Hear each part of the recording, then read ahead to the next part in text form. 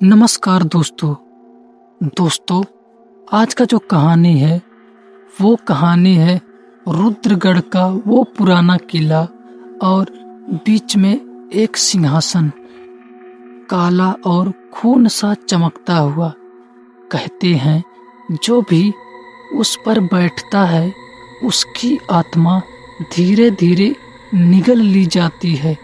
राजा भैरव सिंह ने इसे छुआ और महल की दीवारें जीवित हो उठी।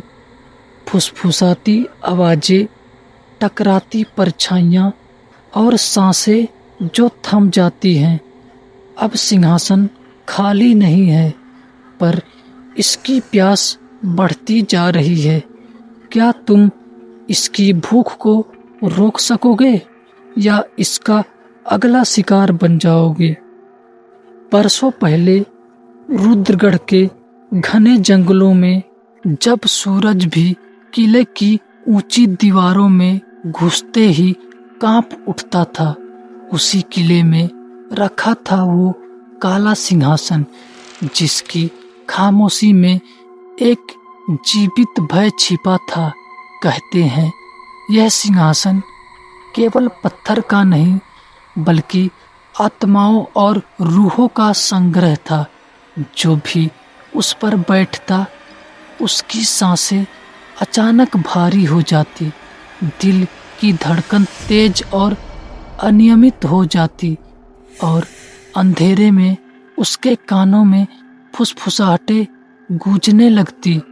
ऐसी आवाजें जो कहीं से आती थी पर कहीं भी नहीं थी। राजा भैरव सिंह, जिसकी सख्ती और क्रूरता के चर्चे पूरे राज्य में थे, उस सिंहासन की शक्ति से अज्ञात डर के साथ आकर्षित हुआ। जब पहली बार उसने उस सिंहासन पर बैठा तो दरबार पर हर प्राणी सन्न रह गया। हवा रुक गई, दीवारों की परछाइयां अचानक लंबी और विकृत हो गई और दरबार में हल्की सी गंध फैली। खून, धूप में पसीने की गंध और मिट्टी की सड़ी हुई खुशबू का मिश्रण। राजा की आंखों के सामने सिंहासन के किनारे पर उकेरी गई आकृतियां जीवित हो उठी। उनकी आंखों में लाल चमक थी, जैसे वे उसकी आत्मा को निगलने की तैयारी में हो। राजा की सांसें रुकती सी लग रही थी और तभी पहली घटना हुई। महल का सबसे पुराना प्रहरी, जो वर्षों से दरबार की रक्षा करता आया था, अचानक चीखता हुआ गिर पड़ा। उसकी आंखें फटी हुई थी, मुंह खुला और नाखून अपने ही शरीर में घुसे हुए दिखाई दिए।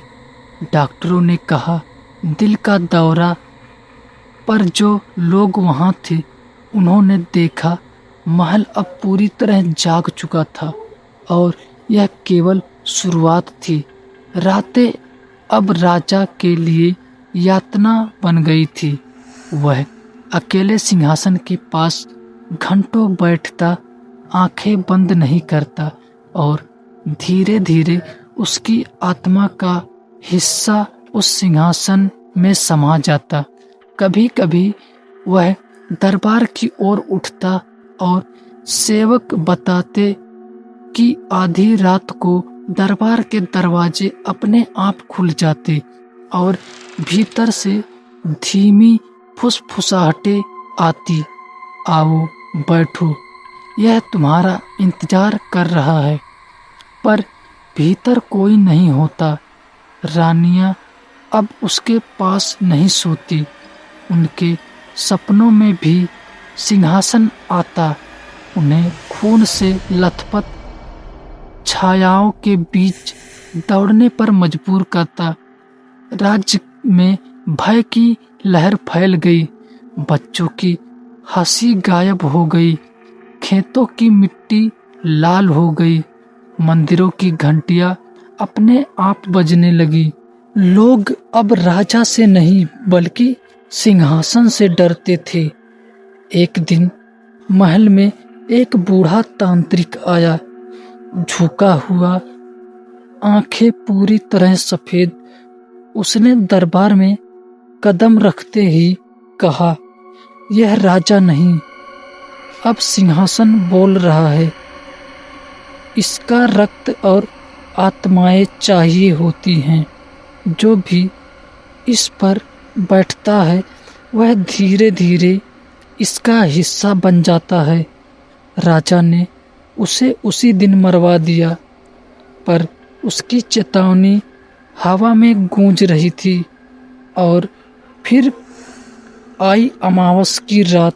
किले के तहखानों से आवाजें आने लगी।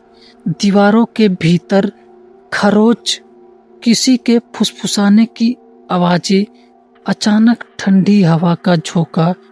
रानियां पागल होने लगी, मंत्री डर से कांपने लगी। उसी रात राजा सिंहासन पर बैठा रहा और उसकी आत्मा धीरे धीरे पत्थर में विलीन होने लगी। उसकी आंखें फटी हुई, मुंह खुला और वह चीखता हुआ पत्थर में समा गया। सुबह तक राजा मृत था, पर सिंहासन खाली नहीं हुआ। उसकी लाल और गहरी प्यास बढ़ गई थी। अब कोई भी अगर उस किले में आधी रात जाता है तो सुनता है सिंहासन पर बैठे किसी की सांसों की आवाज, फुसफुसाहटे और कभी-कभी एक ठंडी सी हंसी। कहते हैं यदि कोई उसे छू ले तो वह धीरे धीरे अपने आसपास की आत्माओं और खून की प्यास में फंस जाता है। सिंहासन कभी नहीं टूटता, कभी नहीं मरता, यह केवल अपना अगला शिकार ढूंढता है। तो दोस्तों, आपको यह कहानी कैसी लगी कमेंट करके बताइएगा। और अगर ये कहानी आपको अच्छी लगी तो हमारे वीडियो को लाइक और हमारे चैनल को सब्सक्राइब जरूर कर लीजिएगा। तो मिलेंगे किसी नेक्स्ट हॉरर स्टोरी के साथ।